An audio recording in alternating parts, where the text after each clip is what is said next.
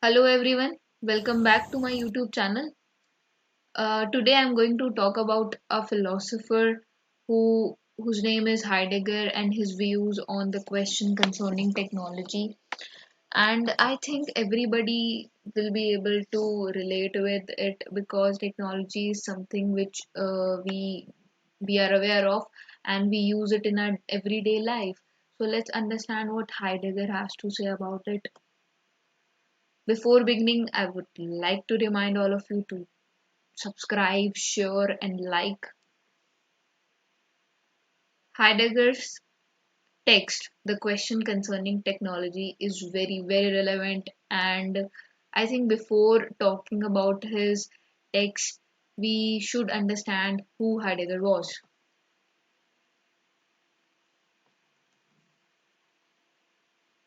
Heidegger was born in 1889 in Germany and died in Germany itself in 1976. He was no doubt one of the greatest thinkers, and he was an existentialist philosopher who was who was the supporter of Hitler and his party, his National Socialist Party, Nazi. And because of this reason, he has been criticized a lot by the people. But we are not interested or concerned about this thing. We are interested in his views on technologies. So let's understand it. Can you imagine in 20th century he wrote this text and questioned the way we use technology for our needs? And now we can see the disadvantages that occur because of the overuse of technology and the worst impacts have been on environment. Heidegger's analysis in the question concerning technology consists of three claims. First claim is, as you can see, these three claims. First claim is that technology is not an instrument, it is a way of understanding the world. So it is not an instrument in our hands, it is a way of understanding the world we live in. And technology is not a human activity but develops beyond human control. So we think that we are controlling technology, but this is a myth. Technology is controlling us now. And last but not the least, technology is the highest danger. If we don't realize this, then technology is going to harm us.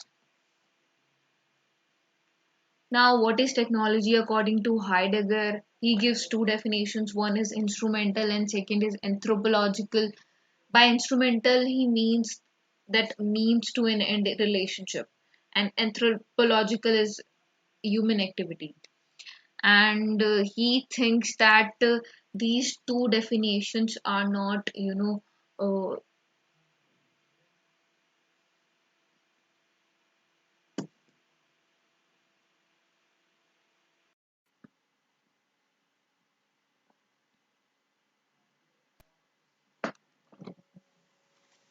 so these are not enough to understand the meaning of technology. Technology is something beyond them, and let's understand what is the essence of technology according to Heidegger. T minus 10, 9, 8, 7, 6, 5, 3, 2, 1, 0, and liftoff of Space Shuttle Atlantis on a mission to build, resupply, and to do research on the International Space Station. Houston now controlling. Atlantis begins its penultimate journey to shore up the International Space Station. Atlantis now in the proper alignment for its 8.5-minute ride to orbit. 4.5 million pounds of hardware and humans taking aim on the International Outpost. 30 seconds into the flight. Atlantis almost 2 miles. So this is how we relate to technology currently, and we must like when we talk about technology, these are the things that we think about when we say that what is technology. We say that, oh, we think about mobile phone, we think about machines that we use, the chopper, grinder, and everything. Essence of technology, essence means what something is.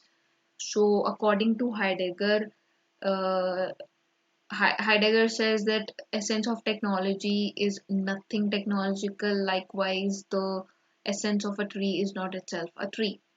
So, according to him, technology should be understood as a way of revealing.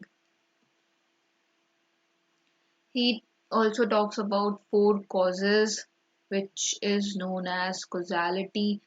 This concept was given by Aristotle and is very relevant. Let's understand this concept through an example of a table. So, to make a table, we need wood, and wood will come under material cause. Then we have to decide the design that we want to give to this table. This will come under formal cause. Then not everyone can make tables, one needs to be efficient enough. So this efficiency is carpentry. The work that a carpenter does will come under the efficient cause.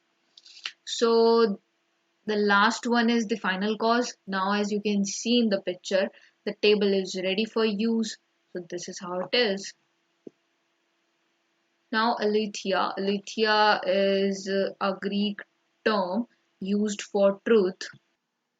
Gandhi gave his own definition of truth. By truth, he meant God. Likewise, Heidegger also has a different definition of truth, which is unconcealing of the essence or revealing something which was hidden. Now, bringing forth and revealing, they go hand in hand. And Heidegger's bringing forth comes from the Greek poiesis, which means to bring something out from concealment to unconcealment. And this revealing or unveiling that happens with poiesis, Heidegger describes Heidegger describes by the Greek word aletheia, literally meaning revealing, which I talked about, but which also is the Greek word for truth. Aletheia is the Greek word for truth.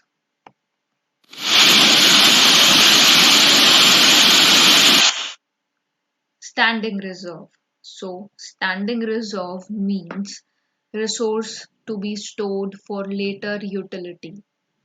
Means we store something that we want to use in the coming future. And to understand this concept, Heidegger gives two examples. One is of an airplane, and second is of a hydroelectric plant. Standing reserve is closely related to the idea of instrumentality, and technology's instrumental orientation to the world transforms the world into standing reserve.